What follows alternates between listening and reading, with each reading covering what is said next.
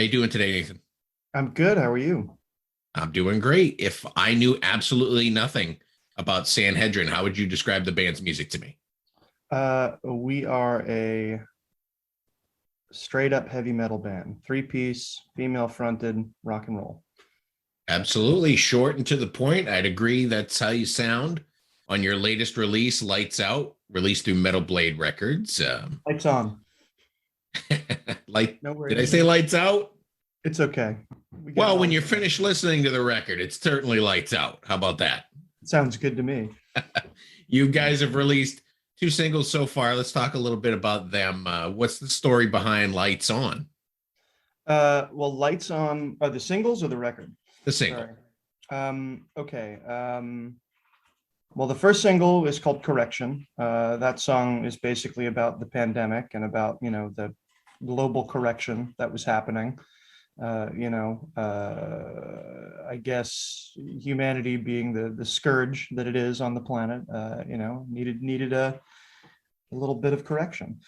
Um, and then the second single was Lost at Sea, which is about human excess and about how long we've been going this way, and how there's a seven generate a lot of native tribes, and cultures look at change as taking seven generations. So, we feel like we are the seventh generation watching all of this excess and unnecessary opulence, and that's what that song's about.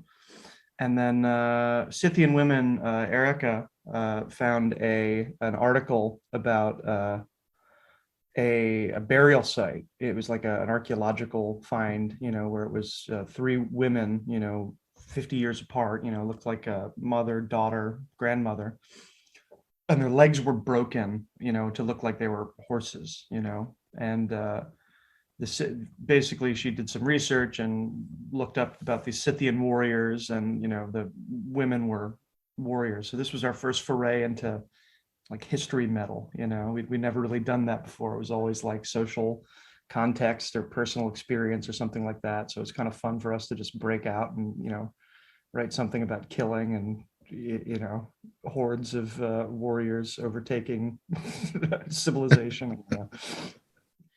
Do you guys write as a group, or does everybody bring their song ideas in and you choose the best ones, or does your vocalist write most of the lyrics? All of the above. Well, Erica writes 99% of the lyrics. Every now and then, one of us will have an idea, and we'll submit it to her for finalization. Our songwriting process is pretty democratic. There are a couple songs where somebody will show up and they'll have a full idea and we'll stick to it, but for the most part, people come in with ideas. We dissect them. We put them together in a room. We play with them. And since the pandemic, there hasn't been so much in a room together time, because everyone's so scattered, and now everyone's just scrambling trying to make up for lost time and lost wages and all that. But no, Were the you guys songwriting able process. to be together for this album? So we at the end of 2019 we did like 9 weeks of touring or something ridiculous like that. And at the end of September, our guitarist Jeremy had to move to the West Coast to take care of some family stuff. So he was over there at the beginning of the pandemic. And we, prior to the pandemic, had like outlines for 5 or 6 songs. So we had already had a little bit of a running start, to getting this new record. But once the pandemic happened, it was very hard for us to get into a room. Erica was living in her cabin upstate, just about full time. I was living in New York, and Jeremy was living in California. So periodically he would get to fly in at, great personal risk, and we would get together and play and have a good time. And but for the most part, we recorded stuff, emailed it back and forth, made a bunch of demos. And yeah, I mean, all my recording equipment was stuck at my job, which was locked up and I didn't go to for 18 months. So I recorded all the drums for our demos on my iPhone. Yeah. Hey, whatever works, right? Yeah, man. This album is fantastic. Lights On is fantastic from beginning to end. It's a great modern slash old school metal album. It's your third studio album as a band. Do you think that you've hit that third album sweet spot that metal bands tend to kind of come into their own? I mean, I hope so. I really like the first two records. It's funny though, after recording this and going back and listening, I was, we did this. Wow, that was an interesting choice. No, I mean this record was really just a culmination of everything that had been happening thus far, and it was really important that we kind of like dug our heels in and we're like, okay, this is who we are, this is what we do, this is how we're going to do it. And for me it was important because since this was coming out on a much larger label and was going to reach a much larger audience, it was important for us to put our best foot forward. Like as a drummer, I'm not the best drummer in the world, but I wanted to make sure that my sound was consistent, my intention was clear, and that a 13-year-old kid could walk up to a drum kit and play our music, because like I love guys like Mario Duplantier and Narek and Proda and all those ridiculous drummers, but like kids can't play that, and God bless those guys because I will never be as good as any of them. But I thought it was really important to make an impact with this record because it's going to be our largest release right now. I think that's very cliche to have a cat in the background for a heavy metal guy. That seems to be the thing today, heavy metal guys with their cats. Well, cats are easy, and they're also absolutely. So I got one slinking around, but I couldn't get him in the room because he's an asshole. Yeah. So going back to your drum work, don't sell yourself short because on Heroes End, you're doing some fantastic drum work. Oh, thank you.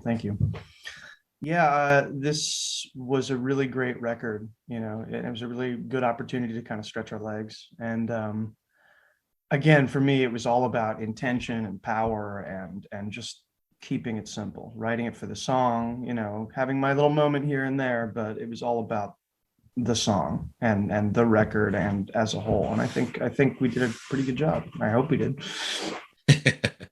This is your third record with producer Colin Marston. Is there something that he brings to the table that you guys really like? So Colin is, he's in Gorguts. He's got all these other really cool bands, and he's a super talented musician. I mean, he instantaneously, it's like instantaneously understands what you're trying to do and goes, oh yeah, okay, and he's just really fun and easy to work with. At this point we have a really great working relationship, and we're friends, so we all just show up and it's really relaxed and really easy. But again, I mean, he really is a master of his space. He has a very eclectic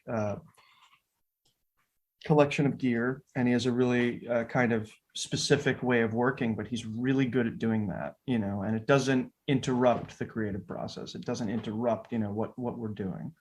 And it's really, after the last 2 years of all this uncertainty and craziness and death, and, we were all kind of in a rough place going into recording, and again, with the Metal Blade factor, as excited and humbled as we were, we were also kind of nervous. So it was really easy to have that calming presence, and that straight line. He was a great reference point for us because we'd done this before, and we were able to just show up and all that melted away, and we were just able to be ourselves and play our best and be our best.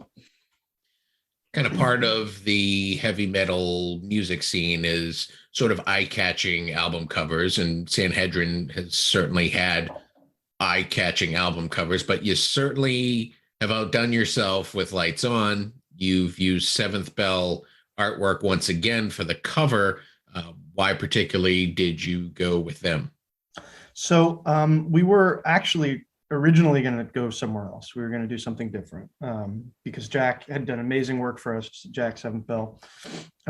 And we were, but then I got this idea that like I wanted to see a triptych. I wanted to see honestly, it was selfish. I wanted to see 3 records that looked cool in a line on my wall, framed. So I'm sorry, but No, I think Jack did a really cool job. And again, we've been working with Jack so long. He's done merchandise artwork for us. He's done posters. He's done our record covers.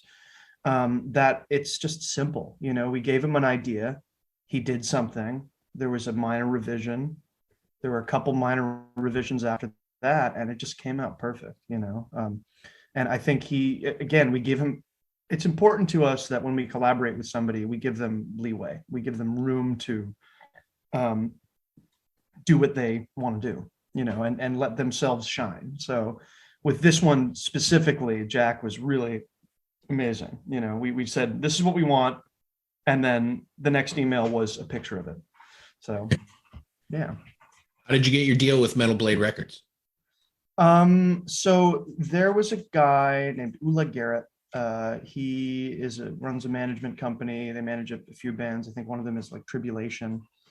And he kind of brokered the deal for us. He and Jeremy had known each other through Jeremy's other work in his other band. And so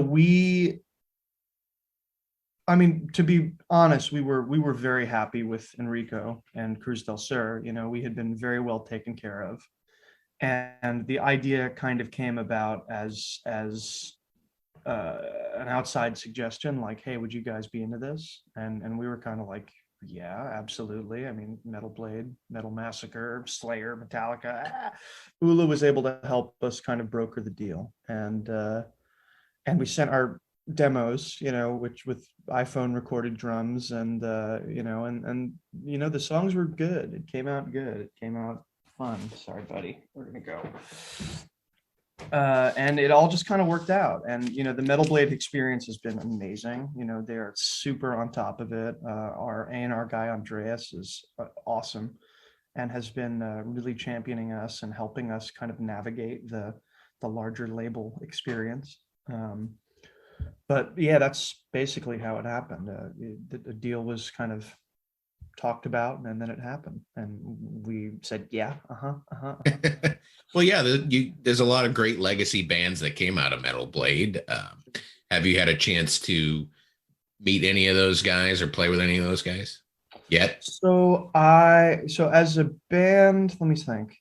I mean, I'm a technician. I'm a sound engineer. So you know, King Diamond played at my theater, you know, a couple years ago, and I see and meet and work with, you know, people of note all the time. But it's not really you know, I'm there to work. I'm there to make money. I'm not there to, you know, shake hands and take photos. But Yeah. uh, we, as far as Metal Blade bands, not yet. I don't think Sanhedrin has really crossed uh, paths with them. I mean, we've played with some really cool bands, Mhm. and I'm to be honest, I'm totally not up to snuff on modern music at all. I work way too much, and you know, if I hear something cool, I'm totally into it. But I don't have Spotify, I don't have Apple Music. I buy records, and you know, I listen to what I listen to. You know, Well, you're the newest Metal Blade band that I listen to. I mean, prior oh, to that would probably be King Diamond or Armored Saint or Lizzie Borden. cool, awesome. You guys are actually playing a show with fellow New York legends, the Rods. Have you guys Yeah. ever played with them before? No, and we're super excited for that. That's going to be a really cool show. Legions of Metal. It's been postponed 3 times now, of course, but no, we're actually just working out some details on how we're going to get there. We're going to be in Europe the week before, so we're trying to figure out the best way to make that happen. Awesome. Yeah. How did the band form? So Jeremy and I had been in a rock band in the city, you know, when we were a lot younger, and that was fun for a while. It didn't really work out, and me and Jeremy had such a connection, and we our playing styles worked so well together that we're like, we need to do something again. So we kept in touch, and kind of concurrently, I was working at an opera house in Brooklyn, a place called BAM, and I met Erica. And like Erica was super cool, but kind of like aloof. And I had no idea that she was a rock star. I had no idea about her past life in San Francisco and Lost Goat and all the other cool bands she was involved with. So over the years, we would like play sound checks. I'd like play drums and she'd sing, and at the same time, Jeremy and I were kind of jamming on the side with other people trying to figure something out. And it just kind of came up one day. I was like, we should play music together. And I'm really happy we did, because the longer I've known Erica and the longer I've been, in her circle, the more proud I am to be, to have been chosen to, exist in her presence. No, she's an amazing human. Jeremy's an amazing human too, and it just kind of worked out. We all got into a room together, we all played, and it was like, yeah, this will do. The songs just happen really easily. So where did the band name Sanhedrin come from? The band name Sanhedrin. It was Jeremy's idea. We had kind of been spinning our wheels for a while with other names, and the Sanhedrin in ancient times was like the High Council. So we kind of took a play on that. It's like, okay, we're three musicians from three drastically different backgrounds, and let's be the High Council of heavy metal. So that's kind of how it came about. Were you in any other bands before Sanhedrin? You mentioned kind of like local bar bands and stuff like that, but did you do anything like? I mean, nothing real. I was in a bunch of really fun, really great bands. I was in a heavy metal band called Vermifuge that did a lot of touring, and we played with bands like Municipal Waste and Cross Examination and that kind of like early aughts or mid aughts party thrash, thing. Yeah, but I mean, I New York punk rock kid, just had a bunch of lousy bar bands and played DIY shows in people's basements, and you know, Are you working in any other bands? It seems like everybody today has another band or two that they're kind of working with when their other band is on downtime. So Jeremy plays in Black Angel. So that they're actually on the road right now with Immolation. Erica, to my knowledge, she was doing some jamming with some other people, but not so much. And me, I'm just a crazy person. I just work a million hours a week, so I have time for like one thing. Like drummers, or it's always hard to find a good drummer. So, my whole life I was in like 8 bands, or like filling in for this guy, or doing this thing and that thing. And now I'm just like, no, I'm just gonna do one thing. I'm gonna do it right. I'm gonna spend my time doing that. Yeah, I was gonna say you're the drummer. You should be in like 8 bands at one time. If I could afford to, I would love to go back to that. But I just right now, right here in New York, of all places, it's like Yeah, it's getting harder, just to scrape by, and absolutely. especially, to be an artist. I mean, right now I'm working a crazy fashion show for, my schedule tomorrow is 6 a.m. to 2 a.m. So when am I going to have time to go jam with some other guys?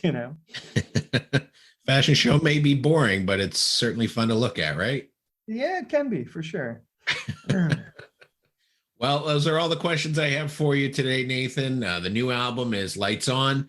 It's out now on Metal Blade Records. Some great album configurations you have there at the shop and merch and stuff like that. And I would encourage any heavy metal fan to check this album out. It's fantastic. Thank you so much. And if you're in New York City on March 26th, we're playing our record release show at St. Vitus Bar with the amazing Lady Beast from Pittsburgh and the also amazing Book of Worms from Richmond, Virginia. But thanks for taking the time to listen, and hope to see you guys all soon.